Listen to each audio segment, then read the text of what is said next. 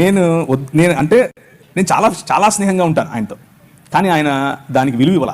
దానికి చేయండి ఏం కాదు చేయండి అన్నట్టు నా వెంటపడ్డాడు. సరే కూర్చో అని చెప్పి ఒకరోజు, అసలు నువ్వు ఎలాగండి బ్రాహ్మణోత్తరువి అని అడిగాను. ఎందుకు అన్నాడు. నువ్వు అసలు సముద్రాలు దాటకూడదు కదా, 7 దాటి వచ్చావు, ఇప్పుడు ఎట్లయితే నువ్వు అని అడిగా. ఆ భావజాలం గురించి మాట్లాడుతున్నా. ఏంటండి నేను ఇచ్చింది తినడానికి ఇన్ని క్వశ్చన్లు ఎత్తనావు అన్నాడు.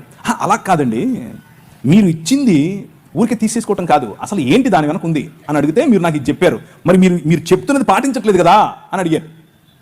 లేదండి మరి మేము చాలా స్వచ్ఛమైన ఇది అది ఏదో చెప్పాడు. ఏం తింటారో ఏం కలుపుతారో చెప్పారు. సరేనండి నేను కూడా తింటానులేండి, ఓ పని చేద్దాం, రేపు మా ఇంట్లో బీఫ్ బిర్యానీ ఉడుతున్నాను వచ్చేయండి అన్నాడు.